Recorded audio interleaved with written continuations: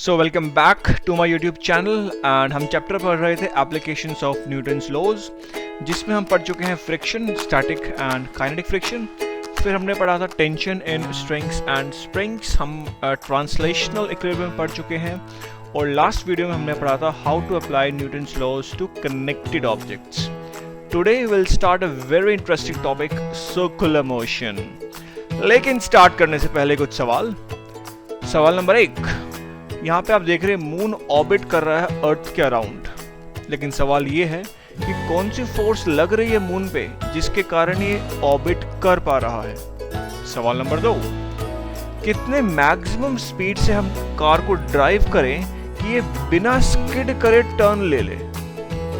ये सब जानेंगे इस वीडियो में, सो बने रहिएगा वीडियो के लास्ट तक।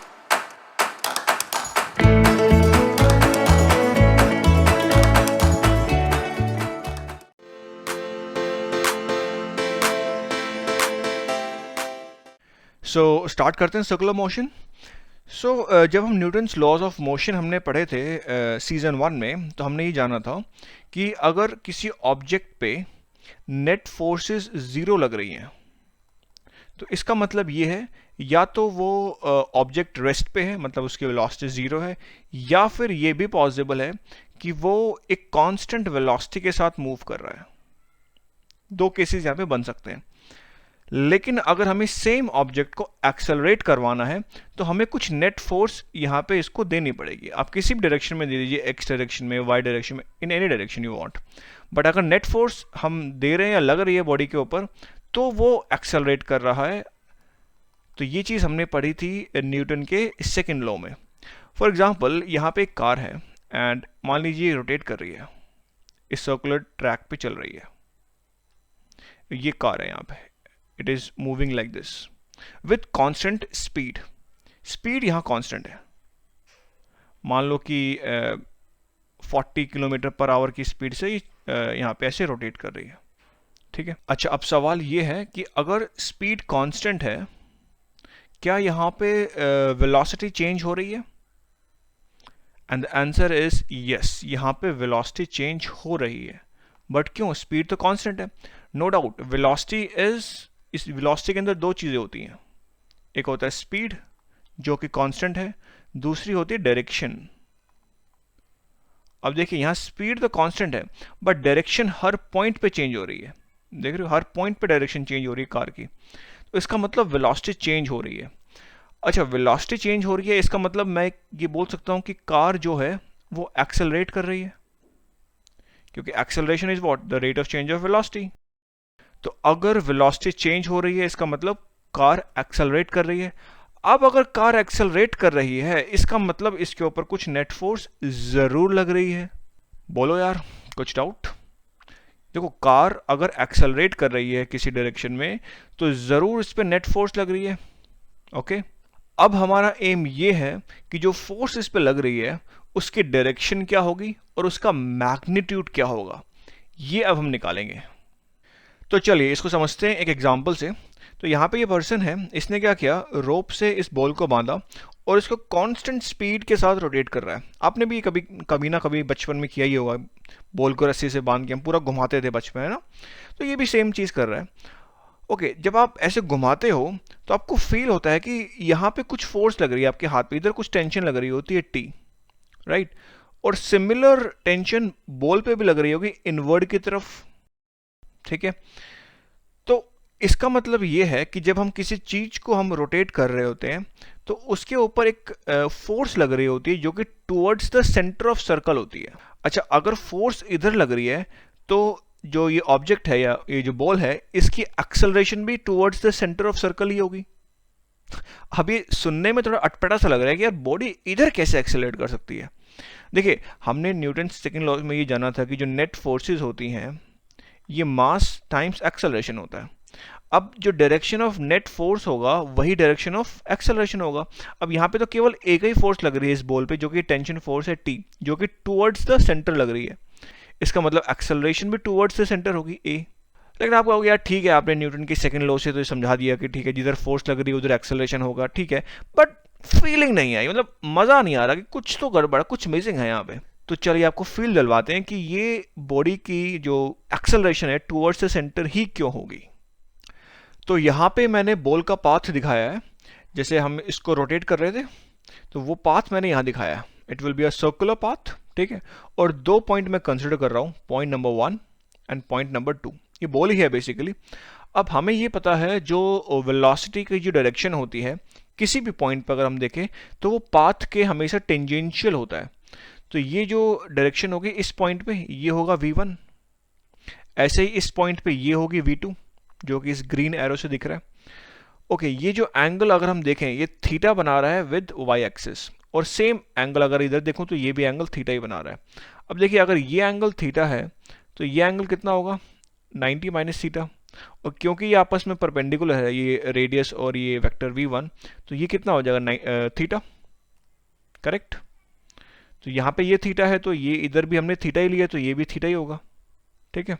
अच्छा, तो एक्सेलरेशन हमें पता है, एवरेज एक्सेलरेशन हम क्या होता है कैसे डिफाइन करते हैं, the change in velocity vector divide by change in time, ऐसे डिफाइन करते हैं एक्सेलरेशन। अच्छा, हमने दो पॉइंट कंसिडर करे हैं, पॉइंट नंबर 1 पॉइंट नंबर 2, तो इनके बीच में एवरेज एक्सेलरेशन कितनी होगी, v2 velocity at point 2 minus velocity at point 1 divide by the time taken to reach the ball from point 1 to point 2, that is delta t. Okay, अगर हम point number 1 की मैं बात करूं तो पॉइंट नंबर 1 पे वेलोसिटी है v1। अगर मैं इसको वेक्टर कंपोनेंट्स में लिखूं तो कैसे लिख सकता हूं, देखो एक इसका कंपोनेंट होगा टुवर्ड्स द x डायरेक्शन और एक कंपोनेंट होगा इसका टुवर्ड्स द y डायरेक्शन, और दोनों ही along the positive x and y है, तो मैं डायरेक्टली लिख सकता हूं v cosine theta x cap plus v sine theta y cap, fine. अच्छा, अगर आपने वेक्टर्स नहीं पढ़े हैं, यहाँ पे शायद आपको दिक्कत आ जाए वेक्टर्स में मैं कैसे लिख रहा हूँ, सीजन 1 में मैं बहुत अच्छे से मैंने वेक्टर्स समझाए हैं, तो पहले वहाँ देख लेना, उसके बाद इस वीडियो को देखना, तब आपको बिल्कुल क्लियर हो जाएगा कि मैंने इसको वेक्टर फॉर्म में कैसे लिखा है। ओके, सो अगर v2 वेलोसिटी एट पॉइंट 2 अगर मैं लिखूँ तो ये क्या होगा, एक कॉम्पोनेंट इसका x डायरेक्शन में होगा, एक कॉम्पोनेंट इसका y डायरेक्शन में होगा, तो ये हो जाएगा v cosine theta x cap, और जो y कंपोनेंट होगा वो नेगेटिव होगा क्योंकि it is along the negative y, so minus v sine theta y cap, ठीक है। तो v1 v2 में हमने लिख दिया। अब क्या मैं ये वैल्यूज यहाँ पुट कर दूं, तो average acceleration between point 1 and 2 ये हो जाएगा v2 is this much, so v cosine theta x cap minus v sine theta y cap. अच्छा, v1 क्या है ये, तो v cosine theta x cap plus v sine theta y cap, और यहाँ लगा देता हूँ मैं brackets, divide by delta T. अब देखिए भैया यहाँ से ये और ये तो हो जाएगा कैंसिल, और हमें मिलेगा minus 2v sine theta divide by delta T y cap. तो ये हो गया हमारा एवरेज एक्सेलरेशन। अच्छा, एवरेज एक्सेलरेशन मतलब कि एक्सेलरेशन बिटवीन पॉइंट 1 एंड 2 पे हम डिफाइन कर रहे हैं एवरेज एक्सेलरेशन, बट हमें किसी पॉइंट पे अगर डिफाइन करना हो, मतलब इस पॉइंट पे डिफाइन करना हो एट पॉइंट पी, तो क्या बोलेंगे इंस्टेंटेनियस एक्सेलरेशन, मतलब किसी पॉइंट पे अगर हम डिफाइन कर रहे हैं तो उसको बोलेंगे इंस्टेंटेनियस एक्सेलरेशन। ओके, ठीक है। अच्छा, डेल्टा टी क्या होगा फिर, डेल्टा टी क्या होता है, delta T is distance divide by speed, यही होगा। अच्छा, यहाँ से लेके यहाँ तक कितना डिस्टेंस इसने कवर किया है, देखो ये थीटा कितना है, 2 थीटा है, जो एंगल टोटल एंगल देखूँ तो 2 थीटा हो जाएगा। तो डिस्टेंस क्या होता है, r radius multiplied with theta. अच्छा, थीटा कितना, 2 थीटा है, तो ये हो जाएगा डिस्टेंस, और यहाँ पे थीटा क्या है, थीटा इज इन रेडियंस, ये डिग्री में मत पुट कर देना, यहाँ पे रेडियंस में है ये। तो डिस्टेंस आ गया 2 आर 2 थीटा, सो डिस्टेंस हमें पता चल गया आर 2 टाइम्स आर थीटा हो गया डिवाइड बाय वी, तो ये डेल्टा टी हो गया। तो क्या मैं इसको यहाँ पुट कर दूँ, v तो स्पीड है जो कि कांस्टेंट है, तो क्या मैं इसको यहाँ पुट कर दूँ, सो तो एवरेज जो एक्सेलरेशन आ जाएगी वो आ जाएगी minus 2v sine theta divide by this is 2r theta over v and time this is y cap, the unit vector along the y direction. So यहाँ से अपने पास क्या आ जाएगा, ये v चला जाएगा ऊपर और ये 2 से 2 कट जाएगा, तो minus v square divide by r sine theta by theta y cap. ये आ गया हमारे पास एवरेज एक्सेलरेशन। लेकिन हम चाहते हैं कि जो एक्सेलरेशन है एट पॉइंट पी, मतलब किसी पॉइंट पे अगर हमें एक्सेलरेशन निकालनी है तो क्या करें। ये तो between point 1 and 2 average acceleration हमने निकाली है। तो अगर यहाँ पे थीटा टेंड्स टू 0 हो जाए, ये जो थीटा है, if this theta tends to 0, तो क्या मैं बोल सकता हूँ कि हम एट पॉइंट पी पे हम एक्सेलरेशन निकाल सकते हैं। अब देखिए, अगर theta it is tending to 0, तो जो ये वैल्यू है ना sine theta divide by theta, ये हो जाता है 1। बेसिकली अगर मैथमेटिकल फॉर्म में लिखूं तो limit theta approaches to 0 sine theta over theta this is equals to 1। अच्छा, अगर मैथमेटिक्स की तरफ से अगर आपको ये लिमिट विमिट का सीन नहीं पता है तो आप इस टेबल से समझिए। देखो यहाँ पे क्या है, जो theta it is in radiance. अगर थीटा 1 रेडियन है तो अगर आप कैलकुलेटर का यूज़ करेंगे तो साइन थीटा ओवर थीटा इसकी वैल्यू आएगी 0.841। अगर मैं थीटा को और कम कर दूँ 0.05 रेडियन कर दूँ तो ये इसके इस रेशियो की वैल्यू आएगी 0.959। अगर मैं थीटा को कम कम कम कम करता ही चला जाऊं तो ये जो इसकी जो वैल्यू है ना sine theta over theta it is approaching to 1। ठीक है, तो मतलब जैसे जैसे theta it is approaching to 0 तो sine theta over theta it is approaching to 1। अच्छा, अगर मैं थीटा 0 कर रहा हूँ तो बेसिकली मैं क्या कर रहा हूँ कि हम एक्सेलरेशन ही तो निकाल रहे हैं एट पॉइंट पे। तो क्या मैं लिख सकता हूँ कि यहाँ पे एवरेज एक्सेलरेशन ना इंस्टेंटेनियस एक्सेलरेशन में लिख सकता हूँ कि ये किसके इक्वल हो जाएगा, minus v square over r sine theta over theta, ये तो हो गया 1 वाई कैप। तो ये आ गया इंस्टेंटेनियस एक्सेलरेशन का फॉर्मूला। अच्छा, अब ये डायरेक्शन देखो, ये वेक्टर फॉर्म में हमने लिखा है तो इसकी डायरेक्शन क्या है, minus Y cap. Minus Y cap मतलब it is along the negative Y direction. इस तरफ है डायरेक्शन, मतलब ये है डायरेक्शन। मैं आपको दूसरे पेन से दिखाता हूँ। ये है डायरेक्शन एक्सेलरेशन की, ये, and it is going towards the centre. अब आपको फील आ गया होगा कि जो एक्सेलरेशन की जो डायरेक्शन होती है it is towards the centre. अब तो मैथमेटिकली मैंने प्रूव कर दिया, अब तो आ जाना चाहिए। एंड क्योंकि ये एक्सेलरेशन टूवर्ड्स द सेंटर है तो इसको हम बोलते हैं सेंट्रिपिटल एक्सेलरेशन। तो अगर मैं मैग्नीट्यूड देखूं सेंट्रिपिटल एक्सेलरेशन का तो ये क्या होता है, v square over r, this is the magnitude. Okay, तो अब जितना भी हमने ये पढ़ा है मैं इसको कंक्लूड कर देता हूँ। सो यहाँ पे हम ये कंक्लूड कर सकते हैं कि कोई भी ऑब्जेक्ट अगर वो सर्कुलर पाथ में रोटेट कर रहा है, circular path of radius r, और वो कांस्टेंट स्पीड के साथ अगर वो रोटेट कर रहा है तो उसकी जो सेंट्रिपिटल एक्सेलरेशन होगा it is given by the magnitude, this is the centripetal acceleration, it is given by v square over r. v जो है उसकी कांस्टेंट स्पीड है, r सर्कल का रेडियस है। अच्छा, अगर एक्सेलरेशन है तो फोर्स भी लग रही होगी, उस फोर्स को नाम दिया गया centripetal force. So whenever a object is in circular motion a centripetal force must be applied to an object to give its the circular motion. कहने का मतलब ये, अगर किसी ऑब्जेक्ट को हम सर्कुलर में मूव करवाना चाहते हैं, जैसे यहाँ पे सर्कुलर में अगर मूव करवाना चाहते हैं तो हमें उस पर सेंट्रिपिटल फोर्स लगानी पड़ेगी, और उसका मैग्नीट्यूड क्या होगा, इसको बोलते हैं FCP, सेंट्रिपिटल फोर्स। देखो एक्सेलरेशन हमें पता है v स्क्वायर बाय आर, अगर मैं इसको मास से मल्टीप्लाई कर दूं तो वो बन जाएगा force. So m multiplied with v square over r. तो ये होता है सेंट्रिपिटल फोर्स जो हमें लगानी पड़ेगी किसी भी ऑब्जेक्ट को रोटेट अगर करवाना है। लेकिन अब सवाल ये उठता है कि सेंट्रिपिटल फोर्स लगाएगा कौन। देखिए, it depends on situation to situation.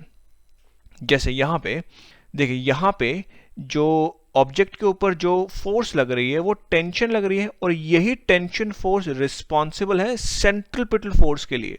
मतलब यहाँ पे इस टेंशन फोर्स को मैं इक्वेट कर दूंगा mv स्क्वायर बाय आर के। तो ये टेंशन है जो रिक्वायर्ड सेंट्रिपिटल फोर्स लगाएगी इस बॉल पे। अगर कोई कार रोटेट कर रही है तब उसके ऊपर सेंट्रिपिटल फोर्स कौन लगा रहा होगा, फ्रिक्शन लगा रहा होगा। फ्रिक्शन कौन सा फ्रिक्शन, जो टायर और रोड के बीच में जो फ्रिक्शन है वो सेंट्रिपिटल फोर्स लगा रहा होगा उसके ऊपर। अच्छा, अगर मून अर्थ के अराउंड रोटेट कर रहा है तो इसके ऊपर सेंट्रिपिटल फोर्स कौन लगाएगा। तो वो सिंपल सी बात है, कोई भी ऑब्जेक्ट अगर रोटेट करेगा तो सेंट्रिपिटल फोर्स तो जरूर उस पर लग रही है, बट लगाएगा कौन। जब ये जो मून है जब ये रोटेट कर रहा है तो अर्थ की ग्रेविटी ये रिस्पॉन्सिबल है मून पे, जो कि इसको नेसेसरी सेंट्रिपिटल फोर्स प्रोवाइड करेगी। तो it depends on situation to situation, but जो सेंट्रिपिटल फोर्स जो लगानी पड़ेगी उसका मैग्नीट्यूड इतना होता है और it is always towards the centre. तो ये चीज़ हमने यहाँ से जानी है। तो चलिए अब एक एग्जांपल लेते हैं बेस्ड ऑन दिस कॉन्सेप्ट। सो इस एग्जांपल में हमें दिया हुआ है एक 1200 किलो की कार है जो कि रोटेट कर रही है इस सर्कुलर ट्रैक पे, और जो रेडियस है सर्कुलर ट्रैक का वो है 45 metre, and the coefficient of static friction between the tyre and the road is 0.82। हमें ये निकालना है कि इस कार की कितनी ग्रेटेस्ट स्पीड हम रखें कि वो इस कॉर्नर पे रोटेट कर जाए और स्किड ना करे। ओके, तो देखिए इस सिस्टम में आपको पता है कि अगर किसी भी ऑब्जेक्ट को अगर रोटेट करवाना है सर्कुलर मोशन में तो उस पर सेंट्रिपिटल फोर्स ज़रूर लग रही होगी, और इस केस में सेंट्रिपिटल फोर्स कौन प्रोवाइड कर रहा होगा? फ्रिक्शन। तो ये मैंने आपको टॉप व्यू दिखाया है, तो आपको मैं फ्रंट व्यू दिखाता हूँ कार का। तो देखिए ये है फ्रंट व्यू। यहाँ पे मैंने फोर्सेस भी दिखाए हैं जो इस कार पे लग रही होंगी। तो वेट फोर्स नीचे लग रहा होगा, नॉर्मल जो ग्राउंड की वजह से लग रहा है कार के ऊपर वो ऊपर लगेगा, एंड ये जो फ्रिक्शन है F S is the static friction जो कार पे लग रहा है, and it is towards the centre. अब टुवर्ड्स द सेंटर ही क्यों लग रहा है? क्योंकि फ्रिक्शन फोर्स ही प्रोवाइड करेगा क्या? सेंट्रिपिटल फोर्स, और जो कि हमेशा टुवर्ड्स द सेंटर होती है, जो भी हम पढ़ के आए हैं। अच्छा एक चीज़ और, यहाँ पे जो कार है इट इज़ जो उसके टायर है it is rotating without slipping. इसका मतलब ये है कि जो फ्रिक्शन लग रहा होगा वो स्टैटिक फ्रिक्शन होगा, एंड क्योंकि हम चाहते हैं कि जो स्पीड मैक्सिमम हो तो जो फ्रिक्शन इस पे एट दिस मोमेंट लग रहा होगा वो भी मैक्सिमम स्टैटिक फ्रिक्शन लग रहा होगा। और मैक्सिमम स्टैटिक फ्रिक्शन की वैल्यू क्या होती है? Mu times n. ये हम म्यू एस होता है static coefficient of static friction times n. तो ये होगा फ्रिक्शन की वैल्यू। अब ये फ्रिक्शन किसके इक्वल होना चाहिए? सेंट्रिपिटल फोर्स के इक्वल, क्योंकि यही फ्रिक्शन प्रोवाइड करेगा सेंट्रिपिटल फोर्स। तो ये हो जाएगा mv² ओवर r। ठीक है, और ये v कौन सा है? v मैक्सिमम है, क्योंकि जो ये फ्रिक्शन हमने लिया है ये मैक्सिमम फ्रिक्शन यहाँ पे लिया है। तो हो गया क्लियर? इस इक्वेशन से हम इजीली निकाल देंगे। अच्छा नॉर्मल फोर्स क्या होगा? अगर हम न्यूटन का सेकंड लॉ लगा दें इन द वर्टिकल डायरेक्शन, तो बोल देंगे जो नॉर्मल फोर्स है वो W के बराबर है, और W क्या है? mg। तो पुट कर दो यहाँ पे, कुछ नहीं है, mu s mg is equals to mv max square divide by r। ठीक है, यहाँ से जो मास है ये कट जाएगा। ओके, तो यहाँ से जो मैक्सिमम स्पीड जो निकल के आएगा उसका एक्सप्रेशन वो क्या आएगा? मैक्सिमम स्पीड जो होगा वो हो जाएगा under root mu s times g times r. ये होगा एक्सप्रेशन। तो हमें वैल्यूज़ पता है, वैल्यूज़ ये तीनों दे रखी हम पुट कर देते हैं ताकि हमारी जो स्पीड है वो आ जाए। अंडर रूट म्यू एस है 0.82, और g की वैल्यू तो स्टैंडर्ड होती है, ये है 9.81, r जो है वो है 45 मीटर।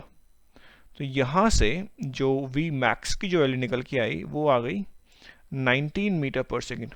मतलब इतना मैक्सिमम स्पीड आप रख सकते हैं कि कार स्किड ना करे। अगर इससे ज़्यादा करी आपने तो कार कर जाएगी स्किड, स्लिप कर जाएगी। ओके, ये तो हो गया सोल्यूशन, बट हमारा मोटिव कभी नहीं रहता है कि हम केवल सोल्यूशन आपको बताएं।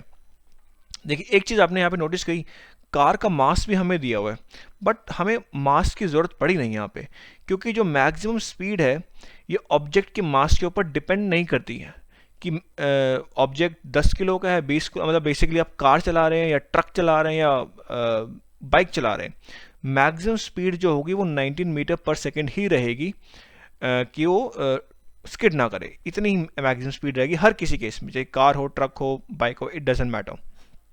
एक ये पॉइंट हमने नोटिस किया। सेकंड, अगर इसी सिचुएशन में अगर मैं सेम कंडीशंस रखूं, म्यू एस और ये जो आर है इसकी वैल्यू सेम रखूं, तो हमने ये जो वी मैक्स जो वैल्यू निकाली वो 19 मीटर पर सेकेंड निकाली। अच्छा, अगर मैं इससे ज़्यादा तेज गाड़ी चलाऊं, मान लीजिए 25 मीटर पर सेकेंड से अगर मैं गाड़ी चलाने लग जाऊं, तो जो गाड़ी वो स्किड करेगी, गारंटेड स्किड करेगी। अच्छा, स्किड करेगी तो आपके कंट्रोल से बाहर चली जाएगी गाड़ी, तो क्या करोगे कि वापस कंट्रोल में लाए उसको, तो आप गाड़ी को उसी तरफ टर्न कर दो जिस तरफ गाड़ी स्किड कर रही है। बोला ये कैसे, मतलब गाड़ी फॉर एग्जांपल कि यहाँ पे गाड़ी ऐसे रोटेट कर रही है, अब अगर आपने इसे तेज स्पीड रखी तो गाड़ी इस तरफ स्किड करने लग जाएगी। तो आपको वापस कंट्रोल करने में के लिए गाड़ी को इसी तरफ मोड़ दो, मतलब आप राइट टर्न मोड़ लो इसको, ठीक है। बट अब राइट टर्न क्यों मोड़ेंगे, उससे क्या होगा, देखिए अगर आप इसको राइट की तरफ मोड़ोगे तो जो ये रेडियस होगा ना, ये रेडियस ये आपका बढ़ जाएगा। अच्छा, रेडियस बढ़ने से क्या होगा, रेडियस बढ़ने से ये बढ़ेगा तो जो मैक्सिमम स्पीड जो होगी वो भी बढ़ जाएगी, करेक्ट। तो इसीलिए आपने शायद जो जो नॉर्मल्स जो प्रोफेशनल्स लोग होते हैं उनसे भी शायद सुना होगा कि अगर आपको इस सिचुएशन में क्या करना चाहिए कि आपको राइट की तरफ एक गाड़ी को मोड़ लो ताकि आप उसको कंट्रोल में ले आए। उसकी वजह से क्या होता है, रेडियस बढ़ता है तो मैक्सिमम स्पीड जो हम रख सकते हैं विदाउट स्किडिंग वो भी बढ़ जाती है। तो ये भी 19 मीटर पर सेकेंड से बढ़ जाएगी अगर ये आर की वैल्यू बढ़ेगी। तो एक ये चीज़ हम यहाँ से नोटिस कर सकते हैं। दूसरा, आपने कुछ रोड देखे होंगे जो बैंक्ड होते हैं, मतलब कि एट एन एंगल पे टिल्ट होते हैं। उसका रीज़न क्या होता है, जैसे यहाँ पे आप देख रहे हो, रोड देख रहे हो, ये एंगल पे टिल्ट, कुछ एंगल पे हॉरिजॉन्टल से कुछ टिल्टेड है ये, तो इसका रीज़न क्या है, ये रीज़न हम जानेंगे नेक्स्ट वीडियो में। अभी के लिए इस वीडियो में इतना ही। Good bye.